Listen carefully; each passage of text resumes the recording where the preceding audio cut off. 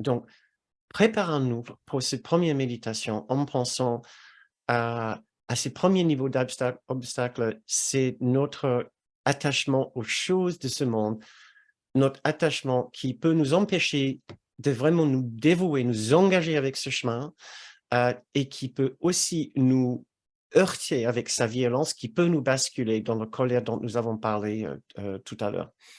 Donc, en nous préparant pour cette méditation, je vous offre ces trois phrases, ces deux phrases du cours.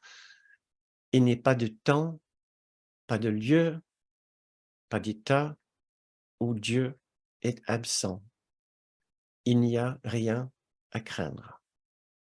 Ce qui vient du chapitre 29, première section, premier paragraphe. Il n'est pas de temps, pas de lieu, pas d'état où Dieu est absent. Il n'y a rien à craindre. Très bien, donc je vous invite à prendre votre position pour faire plus confortable pour vous, pour faire cette méditation. Donc, ça soit une méditation guidée. Et donc, je vous invite à fermer les yeux et commencer ce processus de vous intérioriser, à trouver ce lieu en vous qui doit être maintenant assez familier, un endroit confortable,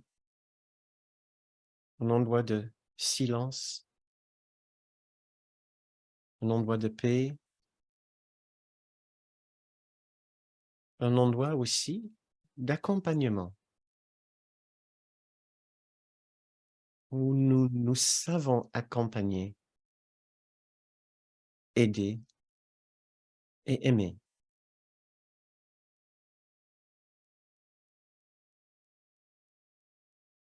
Et maintenant, en pensant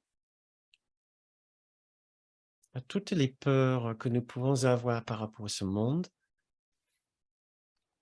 en pensant aussi à toutes les choses que nous pouvons toujours chercher ici, comme les substituts et les remplacements pour l'amour de Dieu, pour sa paix, sa bonté et sa grâce. Voici une méditation que je vais lire dans la première personne.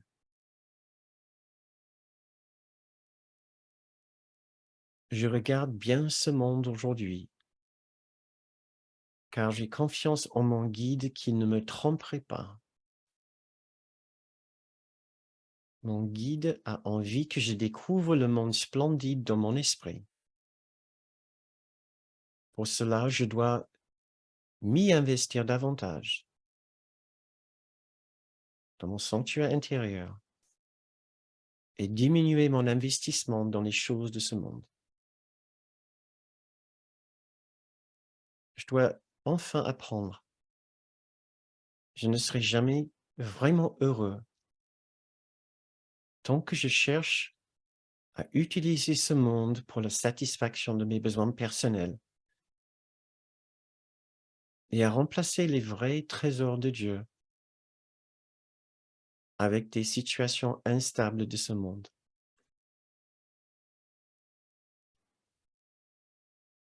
Ce que je suis vraiment,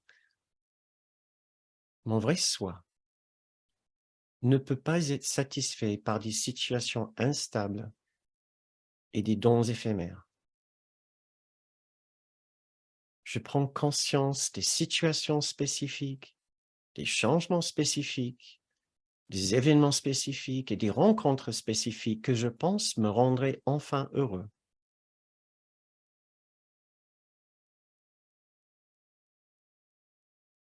Et je prends conscience que même si j'ai absolument tout ce que je veux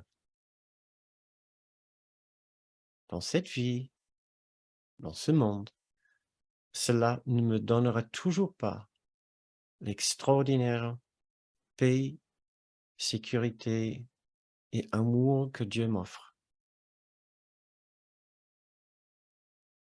Cela me satisfera pour un peu,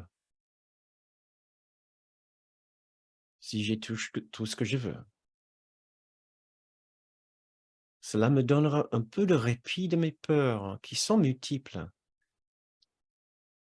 Mais ce monde ne peut pas me remplir des sentiments de bonté, de sécurité et de grâce que je cherche.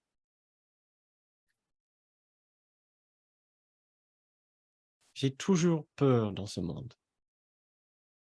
Peur qu'on enlève le peu que j'ai. Peur de perdre ma santé. Peur de perdre les personnes que j'aime. Ou que l'on leur fasse du mal. Peur de me trouver dans une situation inconfortable. Mais ce monde ne me remplira jamais d'un sentiment de sécurité comme le peut l'amour de Dieu. Si je cherche maintenant la sécurité et la satisfaction, il n'y a qu'un seul lieu où je pourrai les trouver. Ce lieu est dans mon esprit, dans une rencontre avec la grâce, la bonté et l'amour qui y sont déjà.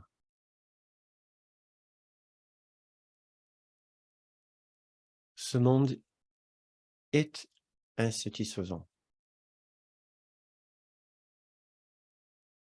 Je ressens cette déception. Je l'accueille pour que je puisse la laisser se transformer en autre chose. Car au-delà de ce monde, il y a un monde que je veux vraiment et il est tout près. Je commence maintenant à diminuer l'importance que je donne à ce monde et je ressens l'immense espoir d'enfin trouver tout ce que j'ai toujours cherché.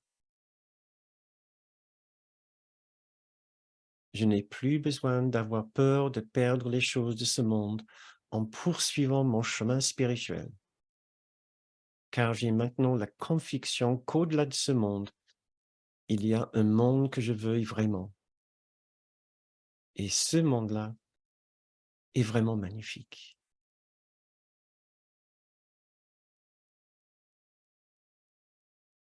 Et voici des extraits des leçons 128 et 129. Arrête-toi et sois calme un court moment et vois comme tu t'élèves loin au-dessus du monde. Quand tu délivres ton esprit des chaînes et le laisses chercher le niveau où il se trouve chez lui, il sera reconnaissant d'être libre un moment.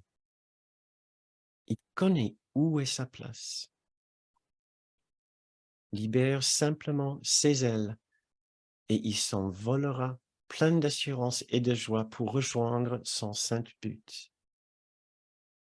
Laisse-le reposer en son Créateur et qu'il soit ramené là à la santé d'esprit, à la liberté et à l'amour.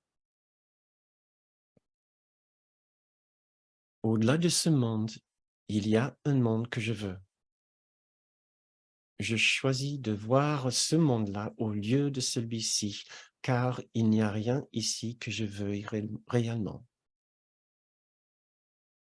Puis ferme les yeux sur le monde que tu vois et dans l'obscurité silencieuse, regarde les lumières qui ne sont pas de ce monde, s'allumer une à une, jusqu'à ce que là où l'une commence et l'autre finit ait perdu toute signification, comme elles se fondent en une.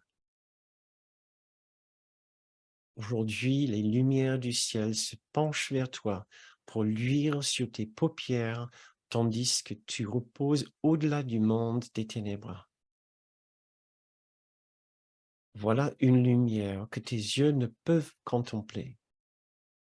Or, ton esprit peut la voir nettement et peut comprendre.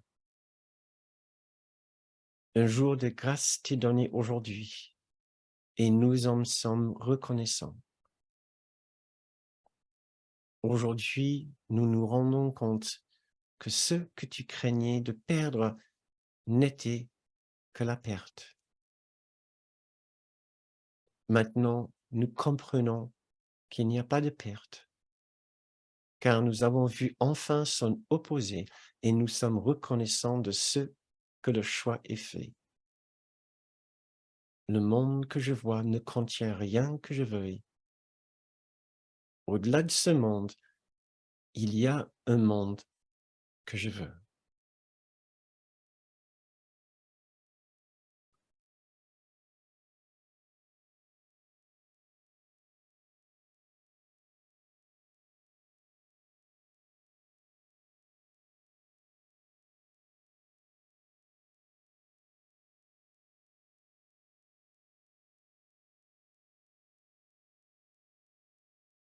Eh bien,